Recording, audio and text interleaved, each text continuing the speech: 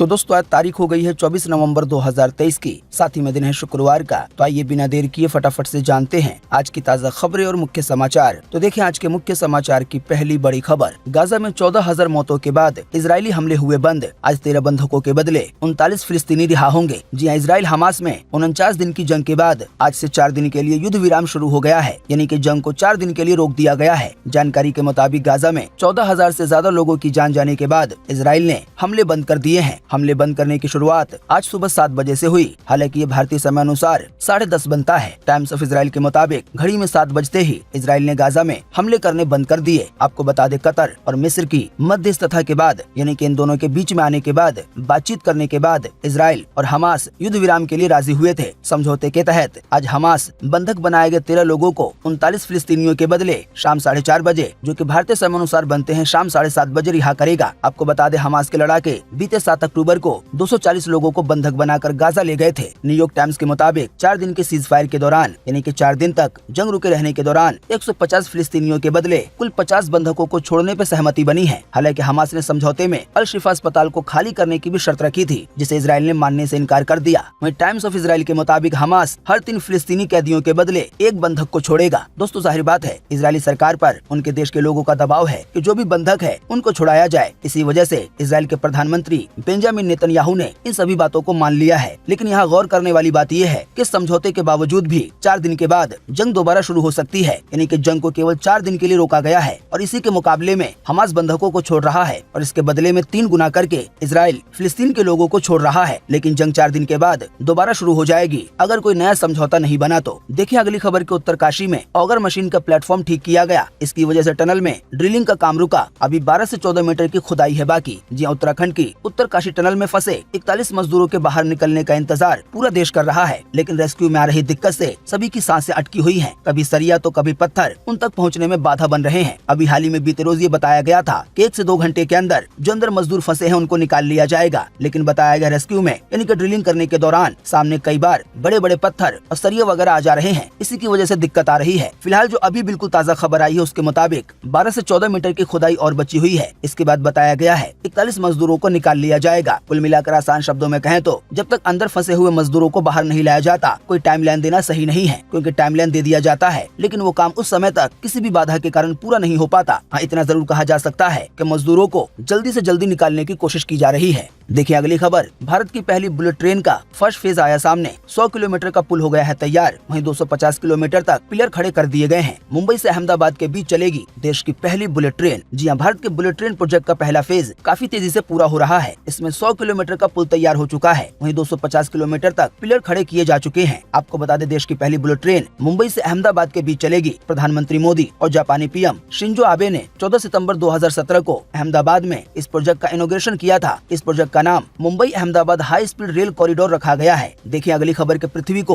अंतरिक्ष से मिला पहला लेजर मैसेज केवल 50 सेकंड में रिसीव हुआ। इससे नई तकनीकें बनाकर दूसरे ग्रहों पर फोटो वीडियो भेज सकेंगे। जी हाँ, पृथ्वी को पहली बार अंतरिक्ष से लेजर मैसेज मिला है। ये मैसेज 16 मिलियन किलोमीटर यानी कि 10 मिलियन मील की दूरी से पृथ्वी पर भेजा गया है। मैसेज को रिसीव करने में सिर्फ 50 सेकंड लगे हैं। नासा ने ये कहा है कि ये पहली बार है जब हमें लेजर मैसेज मिला है। अमेरिकी स्पेस एजेंसी नासा ने ये भी कहा है कि ये मैसेज अंतरिक्ष में मौजूद हमारे एक स्पेसक्राफ्ट से भेजा गया है, जो केवल 50 सेकंड में पृथ्वी पर रिसीव हुआ है। हम काफी समय से रेडियो सिग्नल का इस्तेमाल करके स्पेसक्राफ्ट के साथ कम्युनिकेशन यानी कि बातचीत कर रहे थे। वहीं बताया गया है नासा ने पहले कभी भी इतनी दूरी से अंतरिक्ष में लेजर का इस्तेमाल नहीं किया और न ही इसकी जानकारी दी थी। नासा के अधिकारी टर्डी कोटिस के मुताबिक इस कामयाबी से स्पेस में कम्युनिकेशन यानी कि बातचीत को बेहतर करने का रास्ता निकलेगा। साथ ही में उन्होंने ये भी कहा कि इसके जरिए हम वो तकनीक ईजाद कर पाएंगे जिससे आने वाले भविष्य में दूसरे ग्रहों पर साइंटिफिक जानकारी और फोटो वीडियो को भेजा जा सकेगा, यानी कि हमारी धरती पर, हमारी पृथ्वी पर जो भी साइंस की जानकारियां हैं वो आने वाले दिनों में खत्म न हो जाए। इसकी वजह से इन सभी जानकारियों को दूसरे ग्रहों पे भेज दिया जाएगा। आने वाले दिनों में लेजर मैसेज के जरिए ऐसी तकनीक बनाई जा सकती है जिसकी वजह से बैठे बैठे यहाँ की फोटो को, वीडियो को दूसरे ग्रहों पर कई लाख किलोमीटर दूर भेजा जा सकेगा, वो भी फटाफट से सेकंडों में या कुछ मिनटों में। देखिए अगली खबर। फिल्म डायरेक्टर राजकुमार कोहली का 93 साल की उम्र में हुआ निधन। बाथरूम में मृत पाए गए, नागिन, जानी दुश्मन और इंतकाम जैसी फिल्में बनाई हैं। जी फिल्म डायरेक्टर राजकुमार कोहली का 93 साल की उम्र में निधन हो गया है। आज शुक्रवार की सुबह 8 बजे हार्ट अटैक से उनकी जान चली गई। वो अपने घर के बाथरूम में मृत पाए गए। सूत्रों का कहना है कि राजकुमार सुबह नहाने के लिए बाथरूम में गए थे। बहुत समय बीत जाने के बाद भी जब वो नहाकर बाहर नहीं आए तो उनके बेटे अरमान बाथरूम का दरवाजा तोड़कर अंदर गए। बेसुध पड़े राजकुमार को फिर तुरंत अस्पताल ले जाया गया, जहां डॉक्टर ने उन्हें मृत यानी कि मरा हुआ घोषित कर दिया। उनका अंतिम संस्कार आज शुक्रवार को ही उनके निवास स्थान से होगा। आपको बता दें, उन्हें आखिरी बार सलमान खान की फिल्म प्रेम रतन धन पायो में देखा गया था।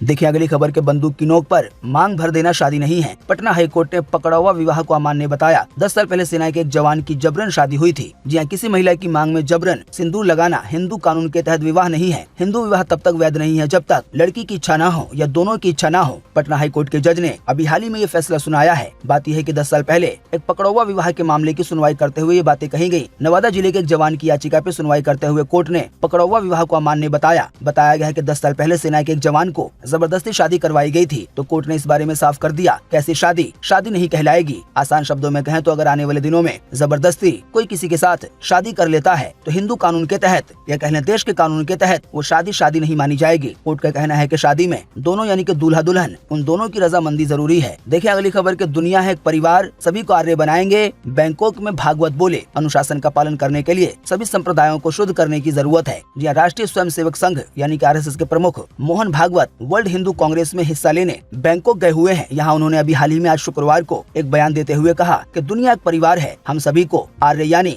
एक संस्कृति बनाएंगे। हालांकि संस्कृत शब्द काफी नहीं है, एक बेहतर दुनिया के लिए मुझे संस्कृति कहना होगा। अनुशासन का पालन करने के लिए भारत के सभी संप्रदायों को शुद्ध करने की जरूरत है, यानी कि चाहे वो किसी भी धर्म के हों। उन्होंने आगे कहा कि हिंदू परंपराओं में भले ही कुछ मतभेद हैं, लेकिन ये धर्म का अच्छा उदाहरण पेश करती है। हम हर जगह जाते हैं, सबके दिल को छूने की कोशिश करते हैं। कुछ लोग राजी होते हैं तो कुछ लोग राजी नहीं भी होते, लेकिन फिर भी हमसे जुड़ते हैं। आइए दोस्तों, अब आपको अगली खबर में बताते हैं कि 24 नवंबर 2023 को देश भर में कैसा रहेगा मौसम का हाल। तो स्काईमेट वेदर के अनुसार अगले 24 घंटों के दौरान केरल में, आंतरिक तमिलनाडु में, दक्षिणी कर्नाटक में मध्यम से भारी बारिश हो सकती है। इसके अलावा तमिलनाडु, आंध्र प्रदेश, तेलंगाना के कुछ हिस्सों में, कर्नाटक में और लक्षद्वीप में हल्की से मध्यम बारिश की संभावना है। इसके अलावा जम्मू कश्मीर में, गिलगित बल्टिस्तान में, मुजफ्फराबाद के ऊपरी इलाकों में हल्की बारिश और बर्फबारी संभव है। वहीं पूर्व उत्तर भारत में भी कुछ स्थानों पर आज हल्की बारिश हो सकती है। तो अभी हमने आपको जिन भी शहरों, जिन भी राज्यों या देश के जिस भी हिस्से के बारे में बताया है, तो उसको छोड़कर आज पूरे देश में मौसम सूखा बने रहने की संभावना है। देखिए अगली खबर, घरेलू गैस सिलेंडर के बाद अब पेट्रोल डीजल के दामों में कटौती के हैं आसार। आइए बताएं अधिक जानकारी। जी अंतर्राष्ट्रीय बाजार में कच्चे तेल की कीमतों में अस्थिरता के बावजूद घरेलू स्तर पर पेट्रोल और डीजल की कीमतों में बीते 1 साल से कोई खास बदलाव नहीं आया है। हालांकि अब जानकारों का कहना है कि केंद्र सरकार के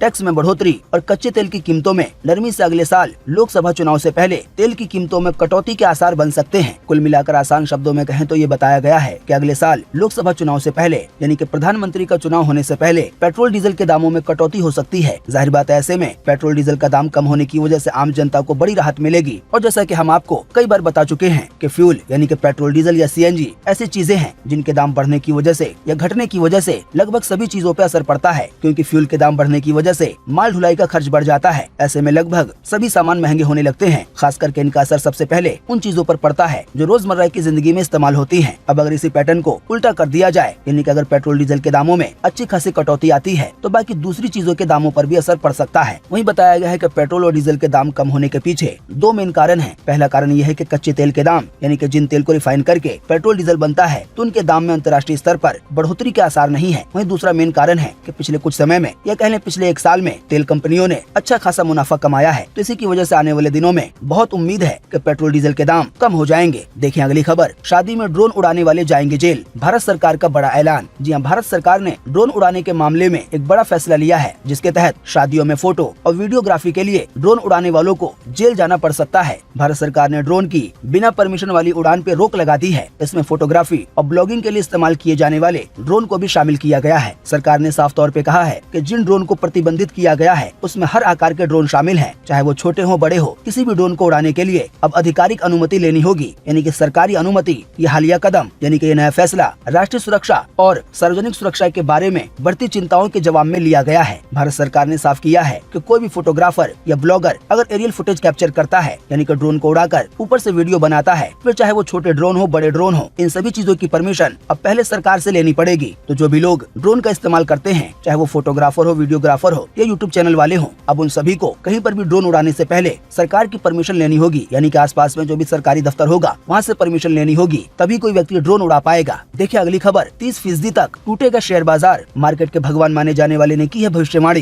जी हाँ, शेयर बाजार में कई मौकों पर बड़ी गिरावट आई है। इनमें 2008 में अमेरिका में आई मंदी और कोरोना महामारी के चलते दुनिया भर के स्टॉक मार्केट में बुरी तरह से क्रैश देखने को मिला था। अब बाजार में एक और खतरे की आहट है। इसका इशारा दिग्गज मार्केट एक्सपर्ट और अर्थशास्त्री गैरी शिलिंग ने अभी हाल ही में किया गया है, जिन्हें इस मार्केट का यानी कि शेयर बाजार का भविष्य वक्ता यानी कि भविष्यवाणी करने वाला कहा जाता है। गैरी शिलिंग ने कहा है कि अमेरिकी अर्थव्यवस्था मंदी की ओर बढ़ रही है। इसकी वजह से एक बार फिर से शेयर बाजार में वैसे ही गिरावट आ सकती है जैसे गिरावट सन 2008 में आई थी। जो लोग शेयर बाजार से थोड़ा बहुत भी रुचि रखते हैं उन लोगों को पता होगा कि 2008 में क्या हुआ था। देखिए अगली खबर, अगले महीने दिसंबर में 5 या 10 या 15 नहीं बल्कि 18 दिन बंद रहेंगे बैंक। आइए आपको बताएं अधिक जानकारी। जी हाँ, जैसा कि आप जानते हैं दिसंबर साल का आखिरी महीना है। इस महीने में भी कई तरह के त्योहार आ रहे हैं, तो इसी वजह से अगले महीने यानी कि दिसंबर में राज्यों के हिसाब से कुल 18 दिन बैंक बंद रहेंगे। 7 तो इनमें हॉलीडे है यानी कि 2 शनिवार और 5 रविवार। इसके अलावा राज्यों के हिसाब से, शहरों के हिसाब से जो भी त्योहार आएंगे उनके हिसाब से छुट्टियां हैं। जैसे कि